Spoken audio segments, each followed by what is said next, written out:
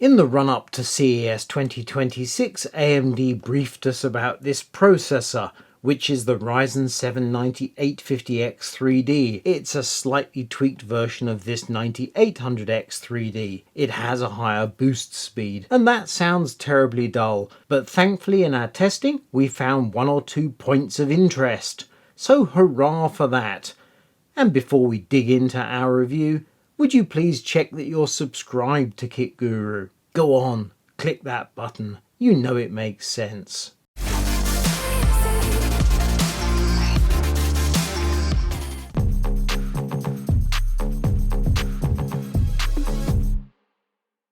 Meet the new MSI GeForce RTX 5090 Lightning Z. The raw specifications of 9850X 3D and 9800X 3D tells us nothing about any changes that have gone on inside the processor. All we know for sure is there's a slight increase in maximum boost speed. And when we look at the details of CPU-Z, we're hard-pressed to spot any differences. Indeed, looking closely at the processors themselves, it's quite amusing to note they're both marked 2024. It's also worth noting that the 9850X 3D exists alongside the 9800X 3D. It does not replace the 9800X 3D, or at least not at present. So the key question is how these two processors perform relative to each other. So let's just dive straight in and show you what's going on. I'm doing all my testing with these AM5 processors on this motherboard, which was sent to me by AMD. However, it was brand new. I had to peel off all the plastic and such like, and I think I even updated the BIOS.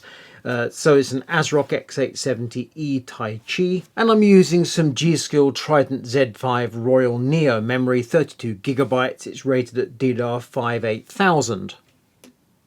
Graphics card is an MSI RTX 4090 Ventus 3X. CPU cooler is this Phanteks Glacier 1 360. My choice of DDR5 8000 memory might differ from some other reviewers. If so, I would say the reason for that is that AMD has suggested that reviewers might use slow memory in their reviews, because after all, memory these days costs an absolute fortune. And they are suggesting that this new faster processor means you can use slightly slower memory and still get decent performance. The fact is, slightly slower memory is still very expensive. So I've gone with DDR5 8000, and part of the reason for that is that I have also retested this Intel Core Ultra 9 285K using an MSI MPG Z890 Carbon Wi-Fi motherboard. And the memory on this motherboard is some G-Skill Trident Z5 CK. The CK means CU DIMMs, and it's rated at DDR5 8200. So DDR5 8000, DDR5 8200, a fairly level playing field. Let's see how our Ryzen 7 9800X 3D behaves in Cinebench R23, where we see it running at 5.22 GHz on all cores, and the CPU's drawing around 135 watts. By contrast, the brand new Ryzen 7 9850X 3D runs at 5.25 GHz and draws 142 watts. And I'm not even going to suggest there's a practical difference between 5.22 GHz and 5.25 GHz. So let's look at single core performance. And here again we see the Ryzen 7 9800X 3D runs at 5.22 GHz, drawing 36 to 38 watts. While the Ryzen 7 9850X 3D does indeed run at 5.6 GHz. We actually saw 5.63 GHz. And the power draw is close to 45 watts. We're also testing against the Zen 4 Ryzen 7 7800X 3D. In Cinebench R23 multi-core, this processor runs at 4.8 GHz and draws a mere 87 watts, and runs just over 5 GHz on a single core. The explanation for this behaviour, apart from the older Zen 4 architecture, is that the 3D V-cache is on top of the CPU chiplet, where Zen 5 has 3D V-cache V2 under the chiplet, which allows the processor to draw more power and to run faster without overheating. And let's take a look at a chart of Cinebench R23 multi-core performance. The coloured bands are new data, the yellow bands are old data. However, this approach isn't a problem with Cinebench R23, which is incredibly incredibly repeatable. The blue bar is the Core Ultra 9 285K, which scores just over 42,000. The two red bars are the Ryzen 7 9850X 3D and 9800X 3D. They score just over 23,000. The green bar is the Ryzen 7 7800X 3D, which scores just under 18,000. This is a pure compute test, and Ryzen 7 3D is primarily aimed at gamers, but the takeaway here is that the difference between 9800X 3D and 9850X 3D is very slight. Let's see if we can increase the separation. We use AMD's Ryzen Master software and the Curve Optimiser feature to push the processors closer to their limits. I ended up with a setting of -25 for all three of the 3D processors, and this led to some interesting results. We're looking again at Cinebench R23, but we're only focusing on the processors that are under test today. Looking at the two green bars, we can see that Curve Optimiser increases the speed of the Ryzen 7 7800X 3D. It now runs at 4.95 GHz at the same 87 watts. The two yellow bars here are for the Ryzen 7 9800X 3D. It's running at the same 5.22 GHz. However, the power draw has dropped from 137 watts to 111 watts. The Ryzen 7 9850X 3D now runs at 5.4 GHz instead of 5.25 GHz, and it's using less power, 131 watts rather than 142 watts. Meanwhile, they're absolutely crushed by the Core Ultra 9 285K, which requires 250 watts. And let's look at that data in a different way. We take the Cinebench R23 score and we divide it by the power for the processor in watts, which gives us an indication of efficiency. At the bottom of the chart we see the Ryzen 7 9850X 3D on auto, which is a result of the increased power draw that offers almost no benefit over the 9800X 3D. Or to put it another way, second from the bottom we see the Ryzen 7 9800X 3D, which has the same performance but runs on less power. For me, the main takeaway here is that the green bars representing Ryzen 7 7800X 3D do very well. Remember, that processor only draws 87 watts and delivers decent performance. The fact the green bars are above the yellow bars with the red bars falling down the chart indicates that this tweaked silicon is doing something slightly peculiar. And now we've got an idea of what we're doing, let's take a look at Geekbench 6 multi-core. Intel at the top. And you might wonder why I'm using Intel as a comparator, but wait till we get to the gaming benchmarks and you'll see exactly what's going on. Ryzen 7 9850X 3D and 9800X 3D just below the middle of the chart, 7800X 3D close to the bottom. And we zoom in as we did before, and we can see there is clear separation between the three AMD processors, and the difference between the lower yellow bar, Ryzen 7 9800X 3D on auto, and the upper red bar, Ryzen 7 9850X 3D using Curve Optimiser, is just about 1000 points, or 5%. Let's take a look at Geekbench 6 single core, where we see the enhanced boost of Ryzen 7 9850X 3D takes it clear to the top of the chart. It's an outright win. And when we punch in, we see that Curve Optimiser helps that figure even more. The difference in absolute terms between each of the scores is not huge. This is only one single core at work. Nonetheless, it shows that the improvements to Ryzen 7 9850X 3D do yield some benefits. On the other hand, in the Aida 64 memory bandwidth test, we see the AMD processors pretty much in a dead heat, which is exactly what you'd expect, as they all use the same memory. Meanwhile, the Intel Core Ultra 9 285K wins by a clear margin.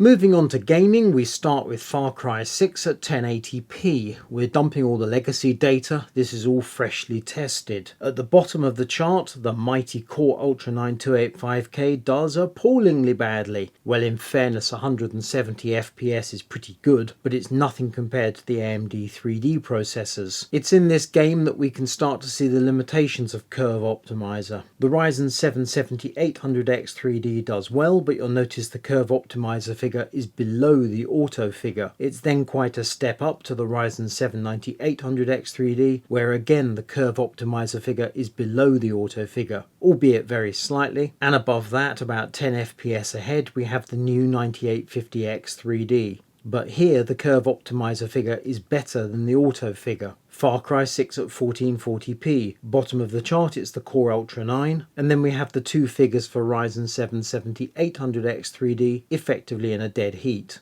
Above that we have the 9800X 3D, and then a few FPS ahead we have the 9850X 3D. Avatar Frontiers of Pandora at 1080p, and you can see we've pruned out some of the figures. The 7800X 3D and 9800X 3D, we're only showing the auto figures and forgetting about Curve Optimizer. Bottom of the chart, once again, it's Intel, but only by a tiny margin. Above that, we have the Zen 4 processor, then we have the 9800X 3D, and then the 9850X 3D on auto, and the chart is topped by the 9850X 3D with Curve Optimizer.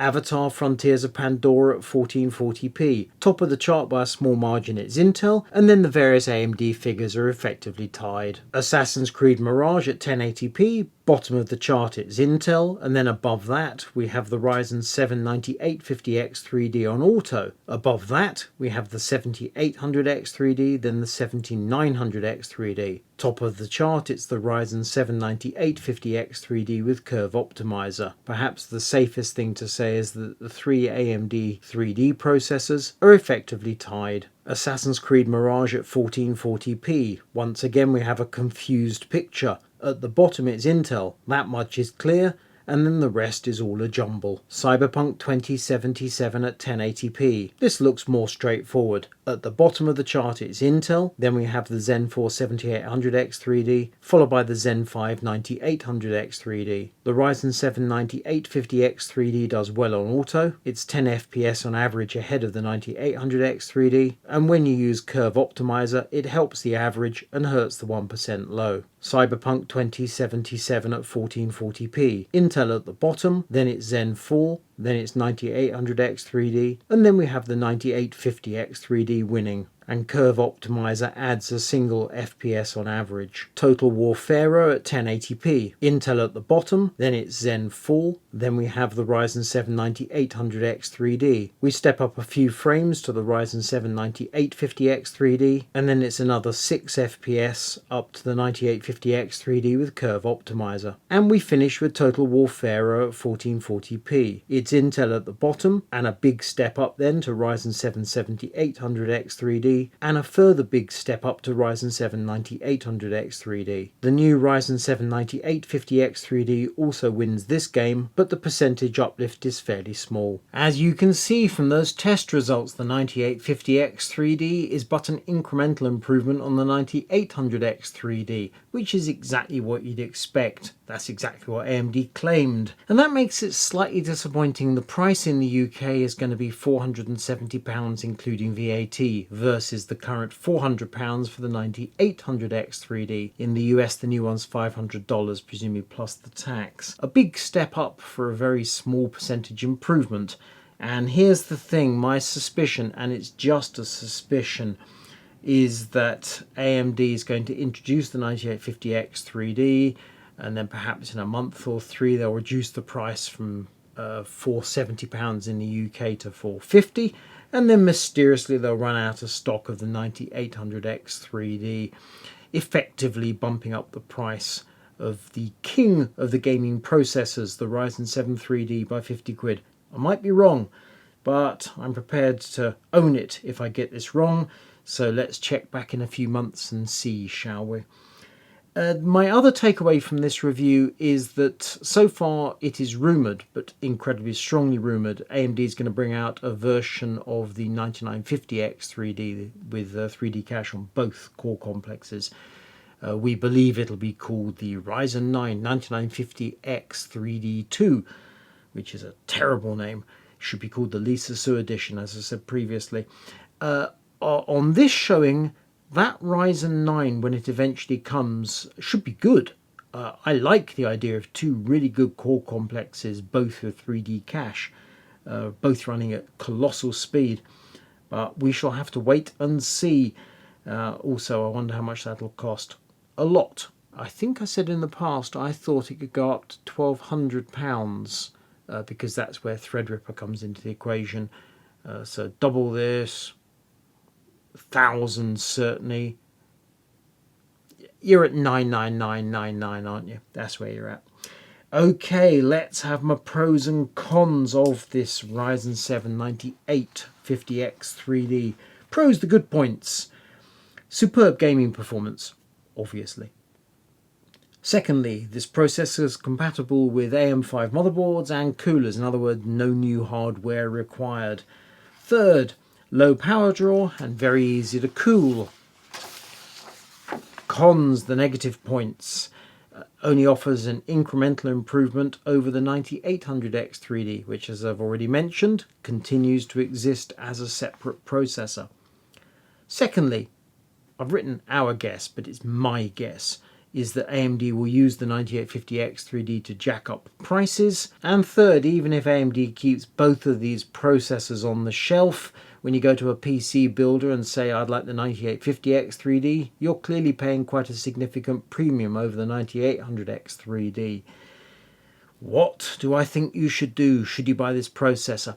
Clearly, if you own a PC with a 9800X 3D in it and you're considering a shift to the 9850X 3D, it's minus 12. It's a lunatic move. Don't even consider such a thing.